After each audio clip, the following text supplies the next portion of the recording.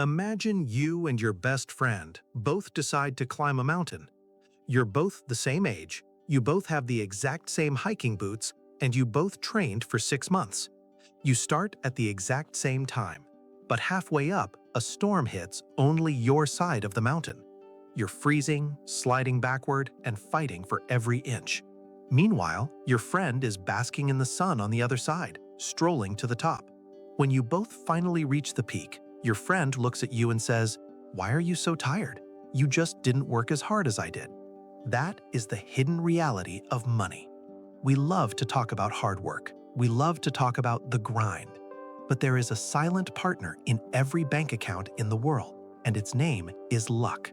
Most people stay broke not because they are lazy, but because they don't understand how to play the game when the weather of the economy turns against them. Today, we're going to decode the sequence of returns risk, the math mistake that ruins more retirements than bad spending ever will. Think of your life as a giant bucket. Every month, you drop a few coins into it. You've been told that if you just keep dropping coins, eventually the bucket will be full enough for you to stop working. This is the magic number everyone chases. But here's the first twist. The number doesn't actually matter. Two people can have the exact same magic number on the exact same day, and one of them will live like a king while the other ends up eating cat food in 5 years. Why? Because the market isn't a straight line, it's a roller coaster. Most financial advisors show you a chart that goes up at a nice 7% every year. That chart is a lie. In the real world, the market goes up 20%, then down 10%, then sideways for 3 years, then up 30%.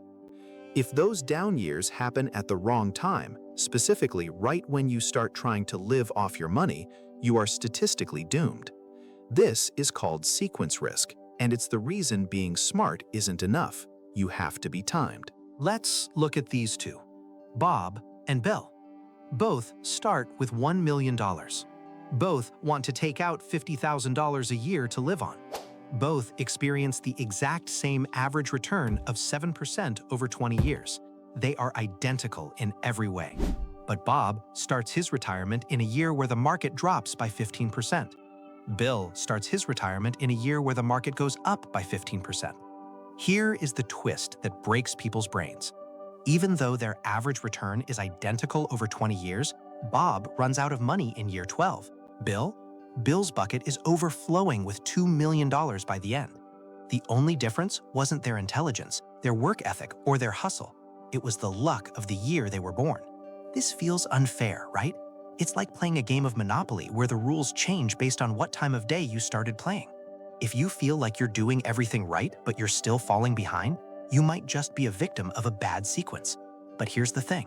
While you can't control luck, you can luck-proof your life. Most people treat their savings like a pile of wood for a fire.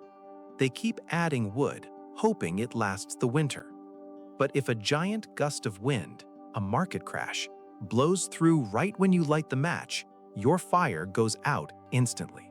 To survive, you don't just need more wood, you need a windbreak. In the world of money, that windbreak is non-correlated assets. That's a fancy term for stuff that they'll break when the stock market breaks. But wait, there's a second twist. Most people think diversifying means buying different stocks.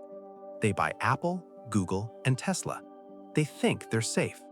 But that's like buying 3 different types of umbrellas and thinking you're safe from a flood. When the ground washes away, the umbrella doesn't matter. In 2008 and again in 2020, almost everything crashed at the same time. If your safety is tied to the same system as your growth, you don't actually have safety. You just have a prettier version of the same risk. Real wealth isn't built by picking the best stock. It's built by surviving the worst years. The billionaire who stayed a billionaire during a crash didn't do it because they were a genius at picking winners. They did it because they were obsessed with not losing. They understood that losing 50% of your money requires a 100% gain just to get back to zero. Read that again. If you have $100 and lose $50, You don't need a 50% gain to get back to $100. You need to double your money. Math is a cruel mistress when you're going backward. This brings us to the middle-class trap. Most people are taught to be aggressive when they are young and conservative when they are old. It sounds logical, but this creates a massive blind spot. Because everyone is following the same conservative advice at the same time, they all buy the same safe bonds. And when interest rates change, those safe bonds can crash just like stocks. Here is the third twist. The safest place for your money might actually be the most boring thing you can imagine. We're talking about cash buffers. It's not sexy. It doesn't make for a good TikTok dance. But having 2 years of living expenses in a boring, zero-growth bucket is the only way to beat the luck factor. Why? Because when the market crashes and your friend Bob is forced to sell his stocks at a 30% discount just to pay his rent, you are sitting on your boring pile of cash, waiting for the sun to come out. You aren't selling your seeds to eat during the winter. You're waiting for spring. But why do most people refuse to do this? Because of relative deprivation. That's a big term for a simple feeling: seeing your neighbor get rich faster than you. If the market is up 20% and you're only up 10% because you're holding boring cash, you feel like a loser. You feel like you're failing. We are wired to compare ourselves to the person in the lane next to us. Twist number 4. Your neighbor's wealth is often an illusion built on a good sequence.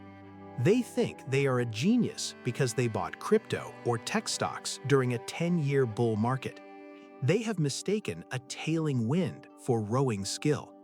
When the wind changes, and it always does, they will realize they don't actually know how to row. They will realize that their entire lifestyle was a bet on luck, not a strategy for wealth. So how do you actually win? You start by realizing that there are 2 types of money: growth money and survival money. Most people mix them together in one big soup. You need to separate them. Your survival money is the wall that protects you from bad luck. Your growth money is the engine that builds your future. If you try to use your engine as your wall, you'll crash. If you try to use your wall as your engine, you'll never move. Let's talk about the sequence of your own career. If you graduate into a recession, research shows you will likely earn less for the next 10 to 15 years than someone who graduated into a boom. It's not fair, but it's a fact. However, the person who realizes this early can pivot. They don't just try harder at a broken game, they change the game. They look for asymmetric bets, things where the cost of failing is small, but the reward for succeeding is huge. Twist number 5. Most people do the opposite. They take symmetric bets. They go deep into debt for a degree or a house, where the cost of failing is total ruin and the reward for succeeding is just a normal life.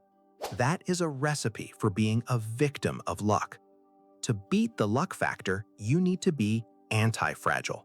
You need to set up your life so that when the world gets messy, you actually get stronger. Imagine 2 businesses. One is a fancy restaurant with high rent and 50 employees. One is a guy with a laptop selling digital guides on how to cook. When a pandemic hits, the restaurant, the big, successful business, is destroyed by bad luck.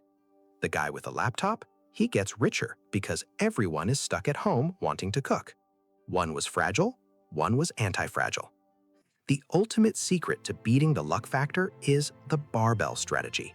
You put 90% of your energy into being ultra safe, protecting your downside, keeping your costs low, and having your survival money locked away.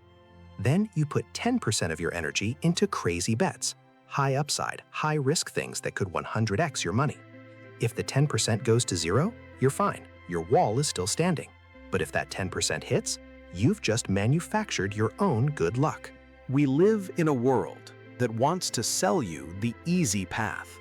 They want you to believe that if you just follow a simple 5-step plan, you'll be rich. But the 5-step plan doesn't account for the storm. It doesn't account for the sequence of returns. It doesn't account for the fact that sometimes the mountain just wants to push you off. Here is the final twist. The people who are the most successful in the long run aren't the ones who had the most luck. They are the ones who were still standing when everyone else's luck ran out. Wealth is not a sprint to see who can get the most coins the fastest. It's a game of last man standing. If you can survive the bad sequences, the good sequences will eventually take care of themselves. You don't need to be a genius. You don't need to be the hardest worker in the room. You just need to be the one who built a better bucket. Stop chasing the magic number and start building the magic wall. Because on a long enough timeline, everyone's luck runs out. The only question is, what will you have left when yours does? Now, you have a choice. You can keep playing the game of hope, praying that the economy stays sunny for the next 30 years, or you can start building your windbreak today. In the next video, we're going to show you exactly how to build that anti-fragile portfolio, step by step, so that the next time the storm hits, you aren't sliding backward, you're the one basking in the sun.